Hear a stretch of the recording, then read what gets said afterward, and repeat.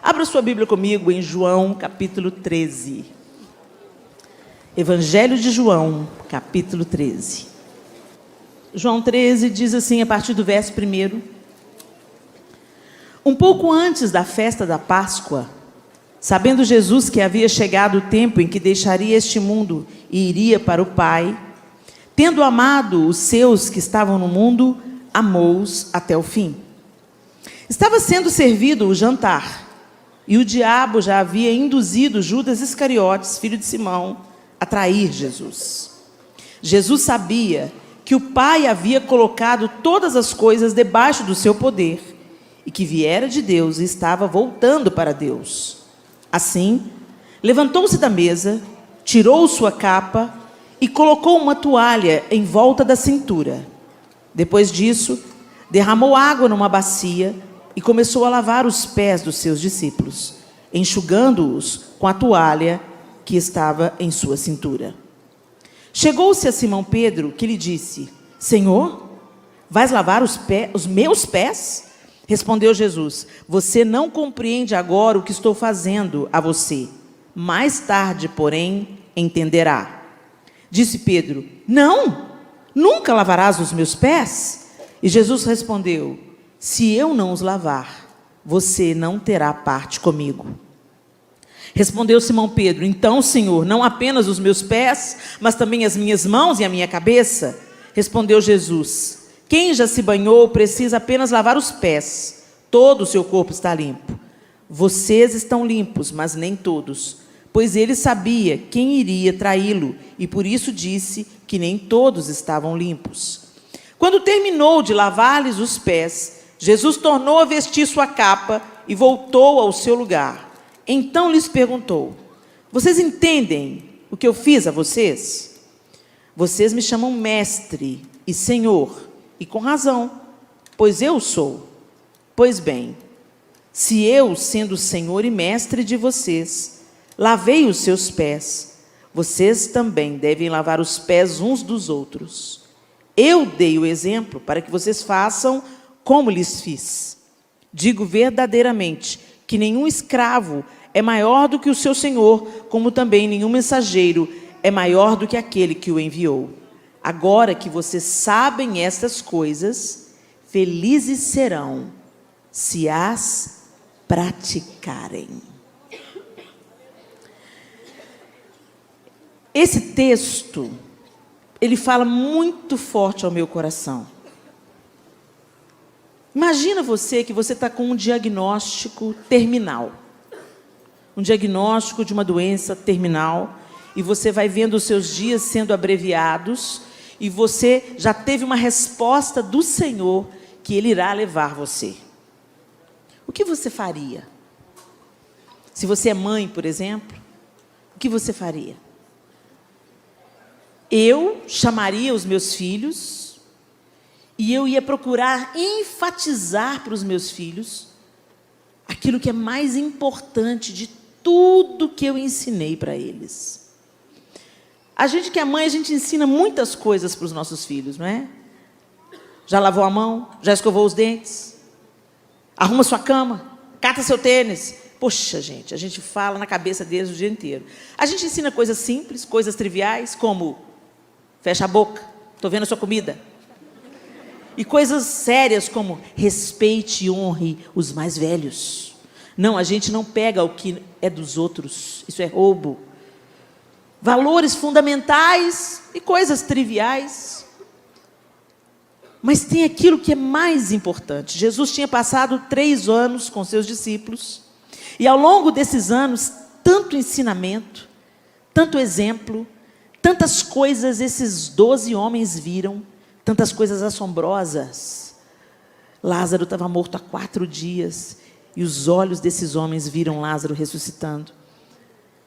Tantas parábolas foram contadas, tantos princípios explicados, tantos valores, as bem-aventuranças. Só ali nas bem-aventuranças, eu ganhei um livro que fala sobre as bem-aventuranças, ele é dessa grossura, só no capítulo 5 de Mateus. É uma palavra rica, abundante a palavra do Senhor. Agora, de tudo que Jesus ensinou para esses discípulos, No último momento com eles, o que ele enfatiza? O que ele frisa? O que ele insiste? Qual é o legado que ele está deixando para os seus discípulos? Qual é a essência que ele está reforçando dentro dos seus discípulos? Se eu sou mestre e senhor de vocês, tomei o lugar do menor empregado, o menor escravo, era aquele que era designado para lavar os pés aos visitantes. Jesus não estava apenas tomando o lugar de um escravo, ele estava tomando o lugar do menor escravo. Vocês estão entendendo o que eu estou falando? Ele estava dizendo para vocês. Vocês entenderam o que eu fiz aqui agora? Eu desenhei uma lição para vocês. Porque tudo que é ilustrado, se eu fizer uma representação aqui, nunca mais vocês vão esquecer a pregação. Porque a gente capta, não é? E Jesus se cingiu de uma toalha e lavou os pés. Era uma coisa tão absurda o que ele estava fazendo, que Pedro falou assim, peraí, para tudo, o Senhor vai lavar os meus pés? Não mesmo! E Jesus teve que ser enfático com ele. Se eu não lavar os seus pés, você não tem parte comigo. Eu estou querendo te ensinar uma coisa aqui, Pedro. Concentre-se no legado que eu estou deixando. É a nossa última refeição juntos, nossos últimos momentos juntos, e eu tenho que plantar um valor fundamental dentro de vocês. Se eu sou mestre e senhor, e vocês dizem bem, porque eu sou, vos lavei os pés, façai vós o mesmo. Jesus não estava mandando, gente, a gente fazer essas cerimônias de lava-pés que a gente faz.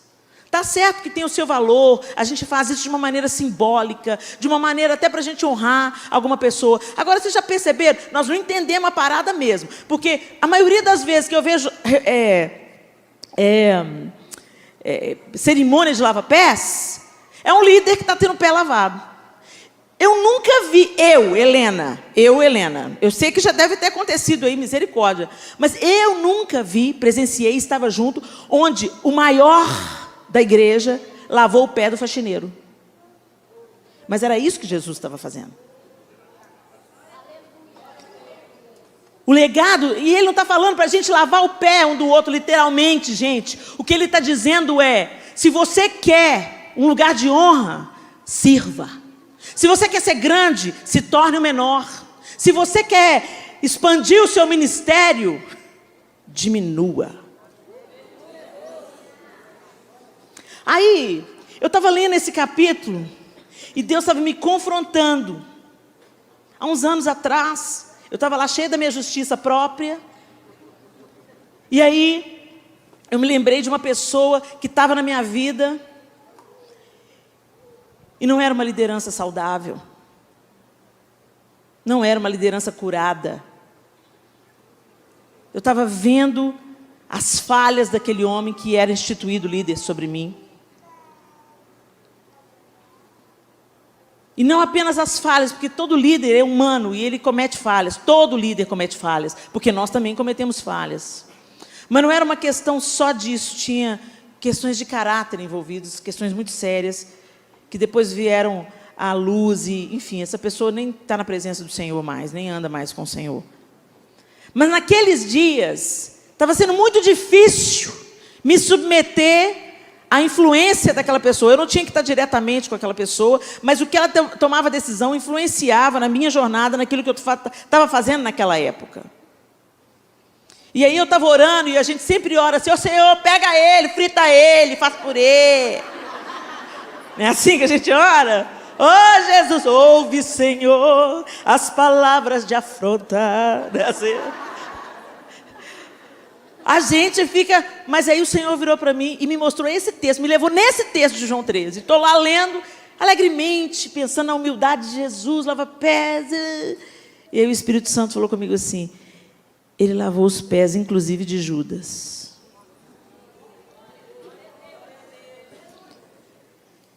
Ele não lavou o pé de 11, ele lavou o pé de 12. E aí, Helena, como é que fica a sua justiça própria?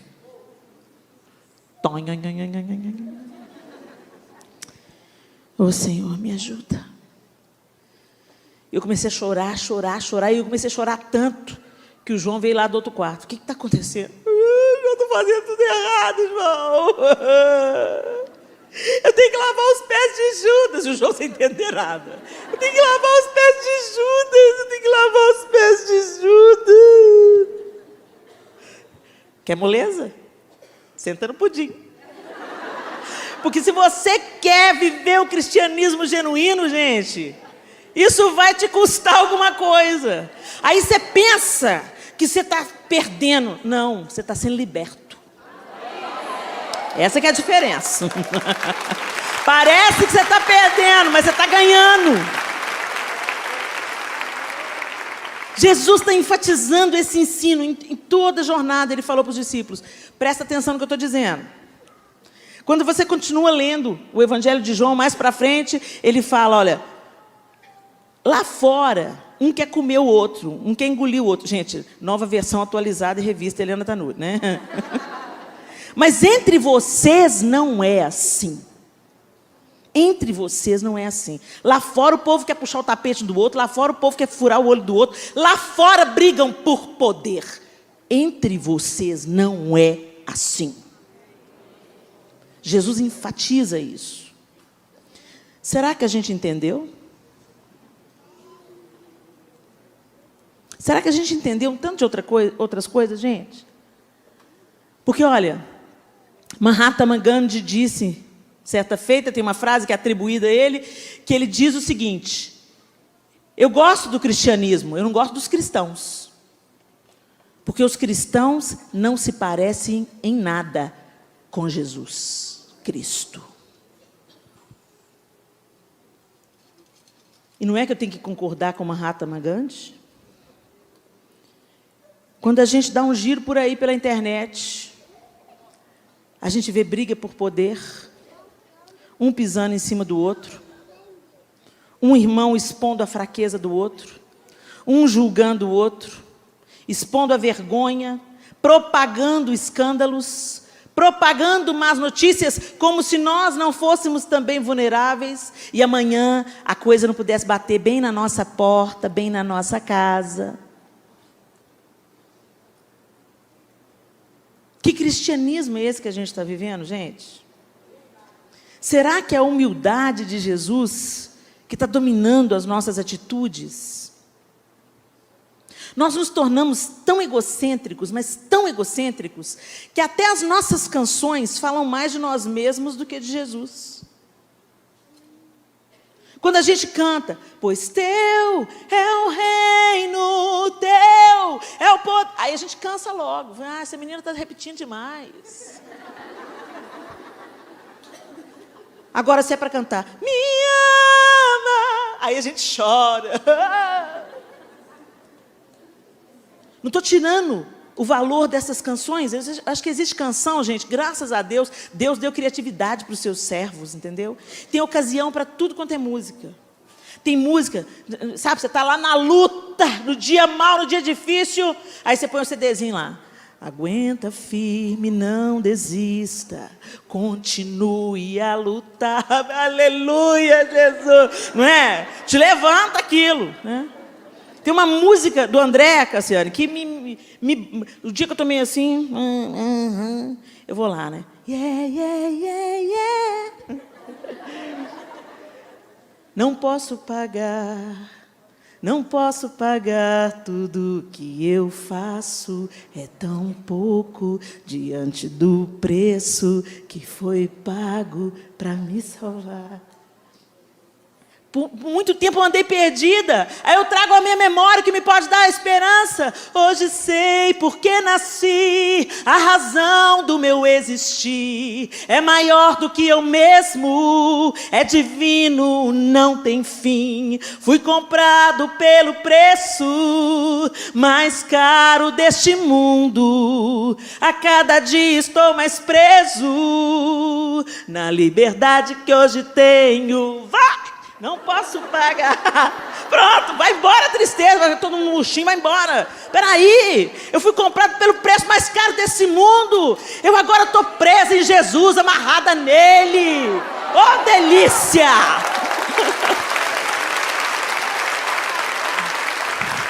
Então, tem músicas que elas são feitas para isso. como ferramentas para nos encorajar, para nos lembrar, para nos levantar num dia difícil.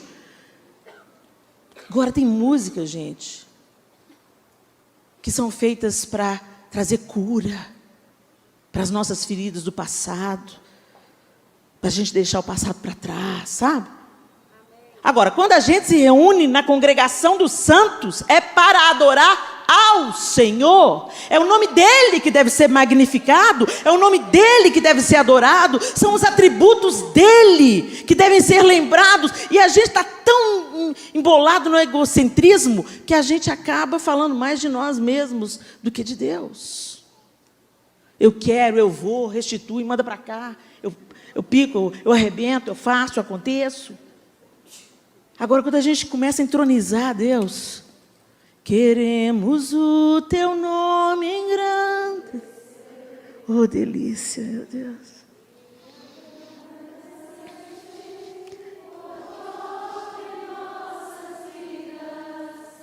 Confiamos em teu infinito amor, pois só tu és o Deus eterno sobre toda a terra e céu, para te adorar, ó Rei dos Reis. Foi que eu nasci, ó Rei Jesus. Meu prazer é te louvar, meu prazer é estar nos átrios do Senhor. Meu prazer é viver na casa de Deus, onde flui o amor. E enquanto nós adoramos, somos curadas, somos salvas, somos libertas, somos transformadas, encorajadas. A centralidade de Cristo tem que voltar para a nossa vida, para os nossos cultos, para a nossa casa.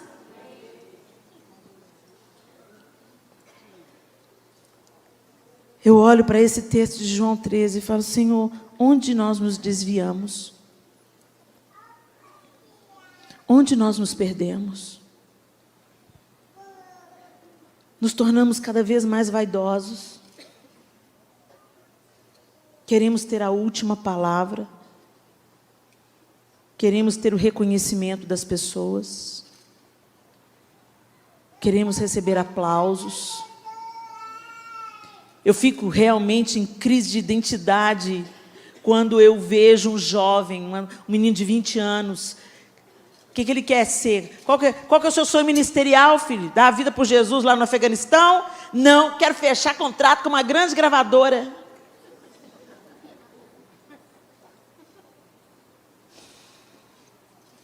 Eu acabei de voltar da Europa, 15 dias. E aí as pessoas acompanham o Instagram e pensam assim: que vida glamourosa. Vai lá ver. Vai lá ver. Os problemas que aquele continente, debaixo de pânico, está enfrentando. Terrorismo, ateísmo, islamismo. Essa é a realidade da Europa hoje. Não tem nada de bonito. Você vê as obras de arte, você vê tudo, mas você sente a atmosfera espiritual, o céu de bronze. A última vez que eu estive na Europa, quando eu voltei, eu tive uma semana de batalha, que eu não conseguia dormir. Parece que o inferno veio atrás de mim. Manda missionário. Manda gente para tocar aqui para 15 pessoas. Manda um pregador para pregar aqui para 10 pessoas, 15 pessoas, porque uma igreja com 15 pessoas é uma igreja grande. Manda alguém aqui que não cobra cachê, que a gente não tem dinheiro nem para pagar a passagem.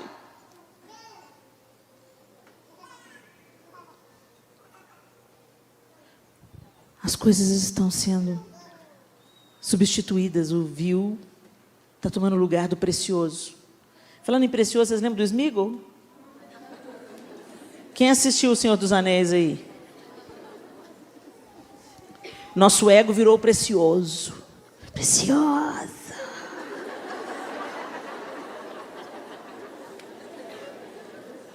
Essa história de lavar o pé de quem está me perturbando, de servir a quem está me humilhando, de andar a segunda milha, de dar a túnica e a capa. Não vai dar, não. Então vai ser qualquer outra coisa, mas não fala que é cristão. Porque esse é o legado do cristianismo. Jesus está enfatizando isso aqui. Vocês estão entendendo o que eu estou fazendo? Eu sou mestre e senhor e tomei o lugar do menor. Gente, ele não fez isso só na conclusão do seu ministério, não. Ele fez isso quando ele encarnou. Jesus veio em rota de colisão com Lúcifer. Lúcifer era uma criatura estupenda, magnífica. Você já pensou lá em Ezequiel, descreve que ele era coberto de pedras preciosas e andava sobre as pedras afogueadas. Você já pensou que poder que é isso? Você já pensou? Pedras afogueadas. Eu não sei o que é isso não, mas eu fico imaginando aqui na minha mente fértil. Um querubim. O texto fala querubim ungido para cobrir. De todas as pedras preciosas era a sua vestimenta. No dia em que você foi criado, os pífaros e os tambores foram criados para você. Estavas no jardim de Deus, andavas sobre as pedras afogueadas. Eu fico pensando, pisava nas pedras e o negócio pegava fogo. Efeito especial. Já não bastava ele ser isso tudo que ele era, ele quis ser como Deus. Aí ele vai para o Éden e manda na mulher a mesma conversa fiada. O mesmo que deu o início à carreira de Satanás, ele manda na mulher.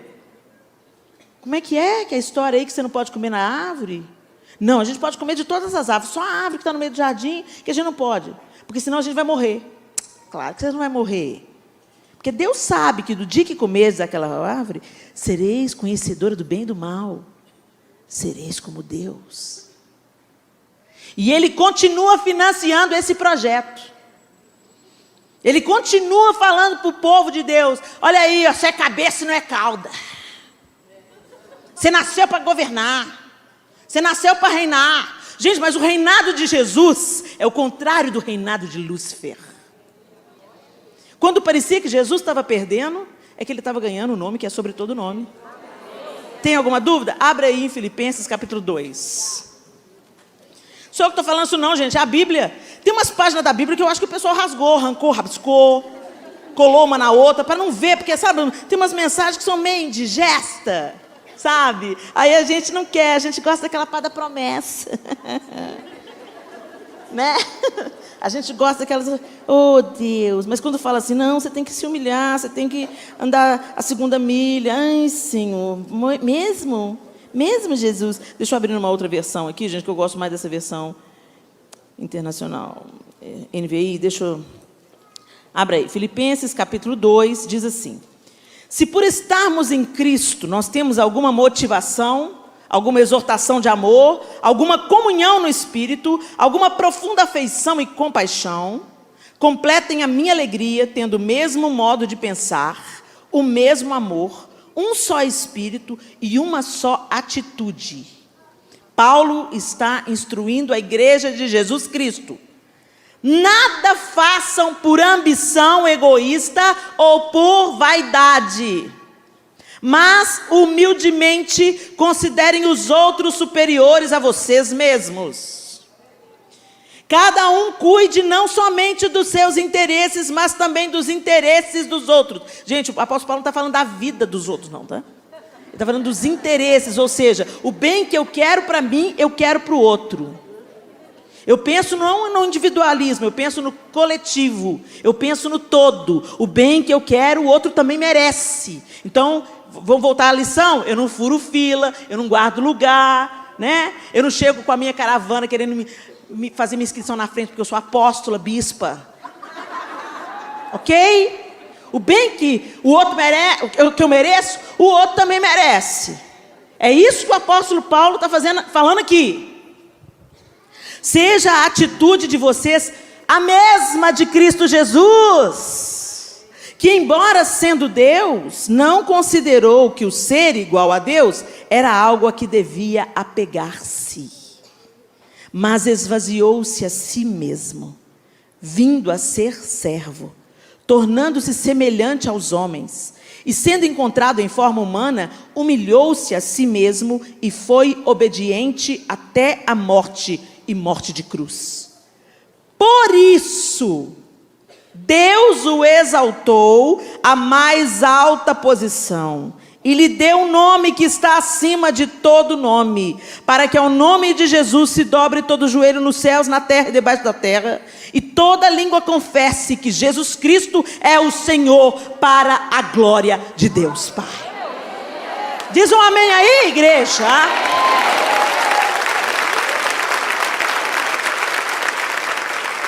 Agora eu quero perguntar para você, mulherada, onde é que está João 13 e Filipenses 2 na nossa vida? Será que a gente tem mantido a simplicidade, a humildade? Gente, humildade e simplicidade não tem nada a ver com roupa, tá? Porque tem gente que põe um pano de saco, raspa a cabeça, põe chinelo de dedo, mas o tupete está, ó. Eu jejuo. Você não, pecadora. Já perdeu. O dia que você achar que você está humilde, já perdeu. Está aí um dom que a gente nunca vai reconhecer.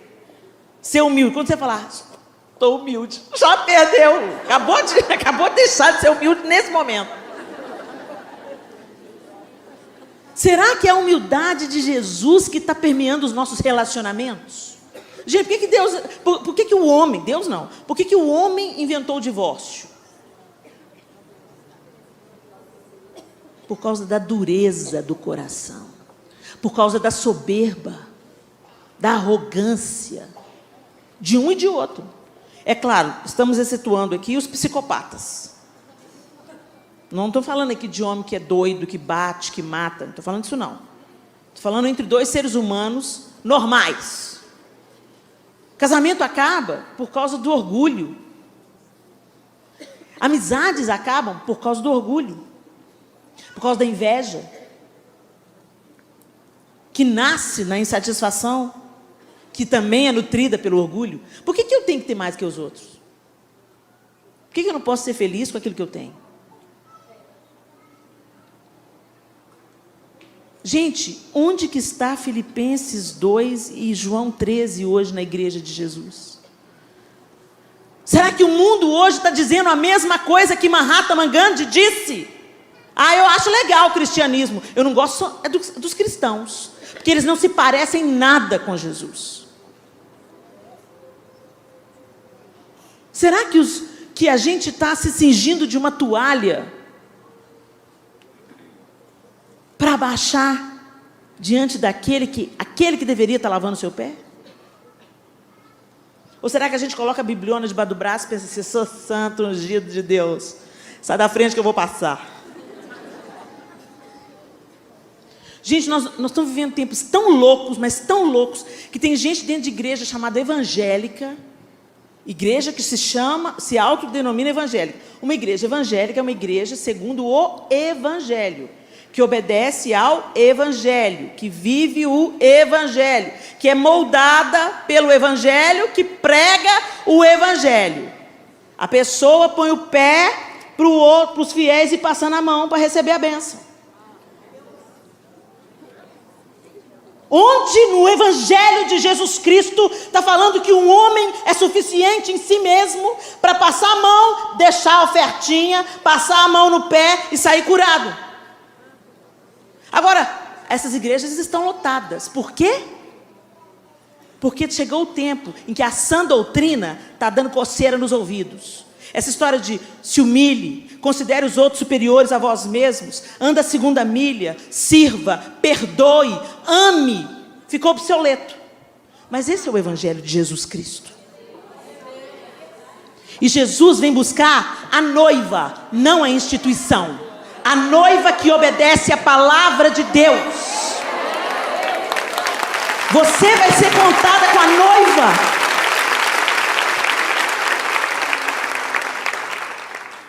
Gente, aqui em Belo Horizonte, a gente passa em ruas que tem 12 igrejas numa mesma rua, num bairro. Lá perto da minha casa tem. Numa mesma rua, 12 igrejas. Nem padaria faz isso. Padaria tem mais ética. Ah, tem uma padaria aqui? Então vou abrir uma padaria onde não tem pão.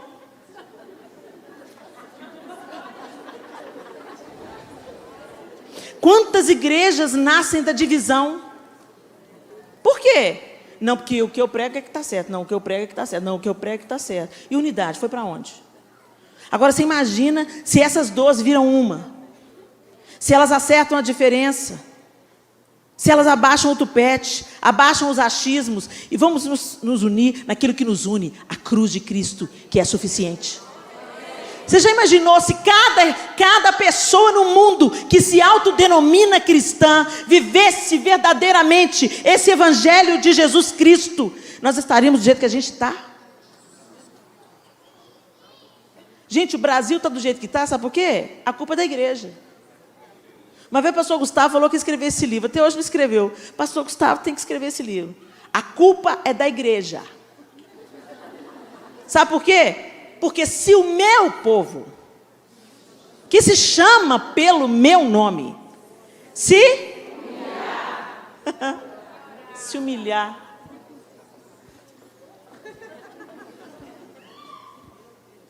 Dá uma passeadinha nas redes sociais para ver se tem alguém se humilhando.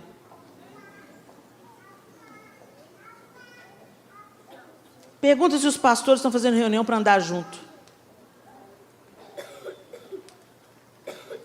Eu fui lá na Europa.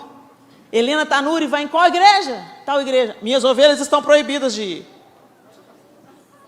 Ah, por causa da Helena Tanuri, ela prega alguma heresia? Não. É porque se for, vai gostar da outra igreja, vai ficar por lá. Pastor não é dono de ovelha. Pastor é cuidador de ovelha. O dono da ovelha é Deus.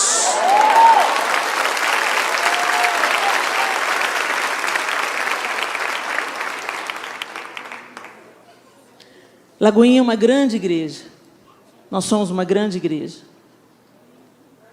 Mas eu me lembro quando eu entrei aqui na Lagoinha, em 1989, para ser mais exato. O pastor Márcio, a gente conhece a humanidade dele. Ele é homem. Mas o pastor Márcio é o mesmo cara que ele era em 1989, com suas qualidades e seus defeitos. O fato da Lagoinha ter se tornado uma expressão mundial não subiu para a cabeça dele. E eu oro para que Deus conserve o coração dele assim. Porque com ele eu aprendi como termina que conta. Humildade, simplicidade, manter a simplicidade. Quando Deus levanta você, é a qualidade de Cristo. Se o meu povo, que se chama pelo meu nome, se humilhar, é a primeira qualidade. Não tema a humilhação, não tema a humildade. Foi por isso que Deus exaltou Jesus soberanamente e lhe deu o nome que é sobre todo nome. Quando parece que a gente está perdendo, aí é que a gente está ganhando e triunfando sobre principados e potestades. A gente vai se distanciando do modelo de Lúcifer. Ele gosta de pedras preciosas e de status e de poder. Ele briga pelo poder. Jesus não. O pessoal pegou Jesus e falou: vão lá, Jesus, vão tomar o governo. Ele falou: se o meu reino não é desse mundo. Não vou brigar por poder. Você não vê Jesus brigando por poder. Por que nós somos filhos de Deus e estamos brigando por poder? Para provar quem é mais forte? Para provar quem manda mais? Quero ser líder para mandar. Estão fazendo umas versões aí, né? Tem gente que Deus dá um degrauzinho para o fulano e já põe uma coroa desse tamanho na cabeça. Se autodenomina a sumidade.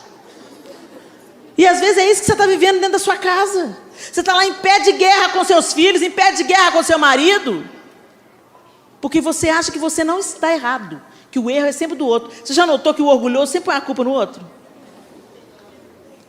Pois é, Helena, essa palavra é de Deus, mas olha, fulana tinha que estar aqui. Mas engraçado, né? Fulana não está aqui hoje, mas foi você que Deus trouxe. Por que será? Você está incomodado comigo? Não preocupa não, tá? Eu sei como é que é isso. Carapuça só dói quando serve certinho. Mas vamos embora lá, gente? Vamos embora lá sair da religião e viver o relacionamento? Vamos embora lá avançar na humildade? No serviço? No reconhecer a qualidade do outro e reconhecer quando é a gente que pisa na bola? Gente, a gente só tem que aprender a falar uma coisa. A culpa é minha, fui eu que errei. A responsabilidade é minha. Isso muda tanta coisa. Mas foi você. Foi ele. Olha lá fulano, e vem fulana, ô luta. Olha para você. Olha para você. A fulana está difícil na sua vida? Deus colocou no seu caminho, não foi à toa não. Até nesses encontros que Deus promove, tem propósito. Como o ferro ao ferro se afia, assim o homem é o seu companheiro. Aí a fulana é dura na queda, né? É cheia de embaixada de Lúcifer dentro dela. Ora por ela. Ora por ela. A Bíblia fala assim: ora por aqueles que vos perseguem. Ora. Isso é cristianismo, gente. Simples assim.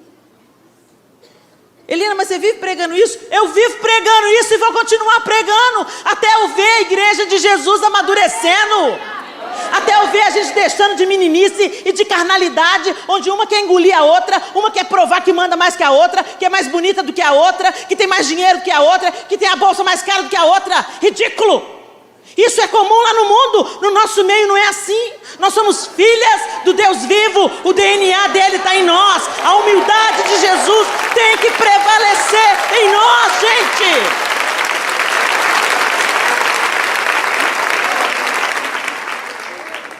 Quem quiser vir após mim, negue-se a si mesmo. Gente, a palavra não mudou. A gente aqui não gosta desses textos, mas eles estão lá. Eles estão lá para nos libertar.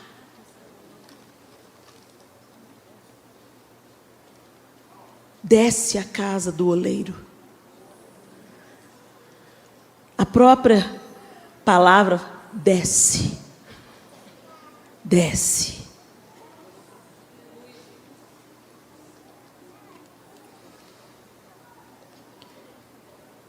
Jesus elogiou um profeta.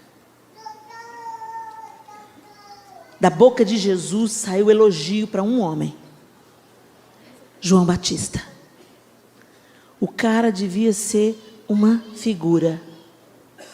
Comia gafanhoto, morava no deserto, devia feder igual um camelo, gente.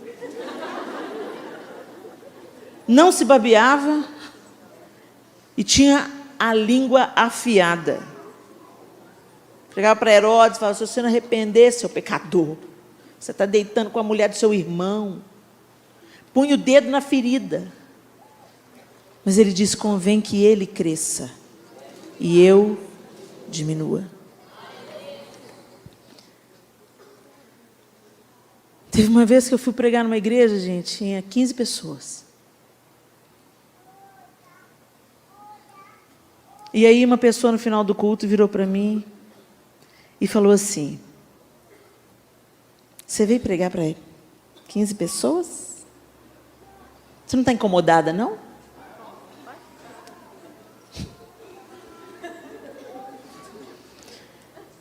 Eu falei: por que eu estaria? Jesus saiu da rota dele para encontrar uma mulher na beira do poço em Samaria.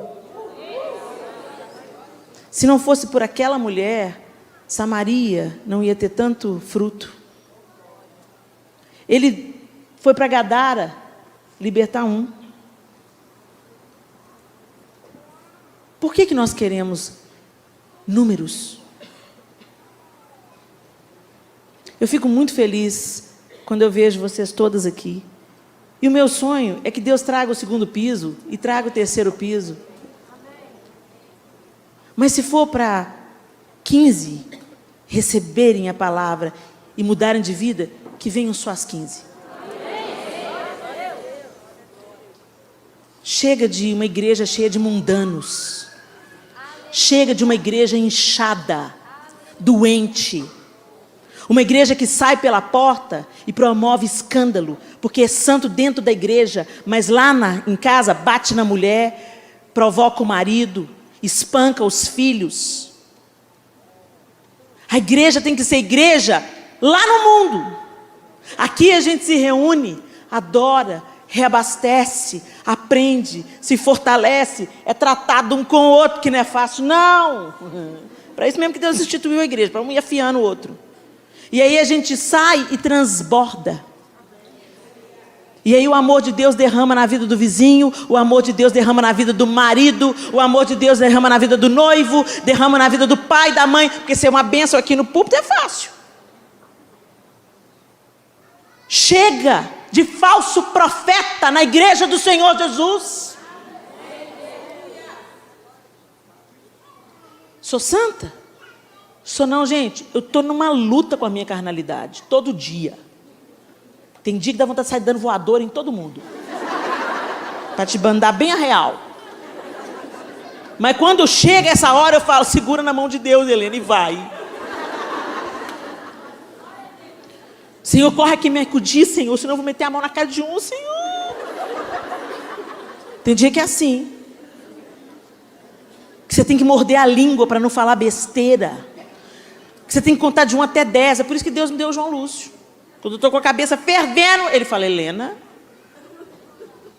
oi. Helena, você é uma mulher de Deus, Helena, para e pensa. Obrigada, Jesus.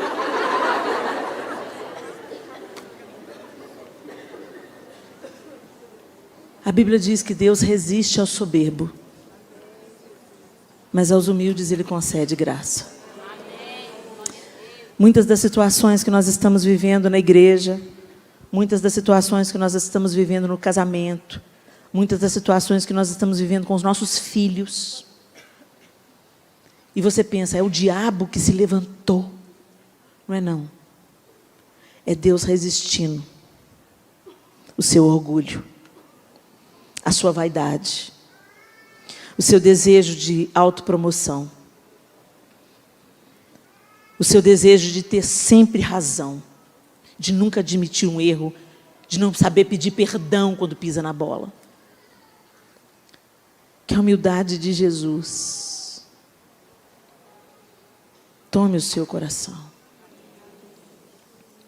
Que você aprenda a se cingir de uma toalha e a servir, às vezes, aquele seu filho difícil, aquele seu filho que não te obedece, aquele filho que traz desonra para você. Não estou falando que você tem que faltar com a correção, tem que faltar com o conselho, mas tem hora, gente, que a única arma que nos resta é o amor. E não existe amor sendo aplicado sem humildade. Para a gente amar o outro e a gente admitir isso, a gente tem que ser encharcada na humildade. Descer. Voltar atrás. Pedir perdão. Liberar perdão. E prosseguir. Que haja em vocês, como dizem Filipenses, o mesmo sentimento que houve também em Cristo Jesus. Pois mesmo sendo Deus, não julgou por usurpação o ser igual a Deus. Antes a si mesmo se esvaziou, assumindo a forma de servo. Eu quero deixar esses dois textos no seu coração nessa noite. João capítulo 13. E Filipenses capítulo 2. O legado do cristianismo. Amor e humildade. Humildade e amor. Vinde a mim, todos vós que estáis cansados e sobrecarregados, e eu vos aliviarei. Tomai sobre vós o meu jugo, porque o meu fardo é leve. E aprendei de mim. Aprendei de mim, que sou manso e humilde de coração. Que o Senhor nos ajude, meninas, mulheres. Às vezes o nosso maior inimigo não é o diabo, não. O nosso maior inimigo é o nosso orgulho, a nossa vaidade, a nossa briga por poder nos desvia de Deus e traz a mão de Deus para o nosso peito, nos resistindo. E a gente se cansa tanto, a gente fica exausta. Ele continua convidando: aprendei de mim, que sou manso e humilde. Ah, Jesus, eu preciso. Você precisa? Eu preciso, gente. Eu sou a primeira.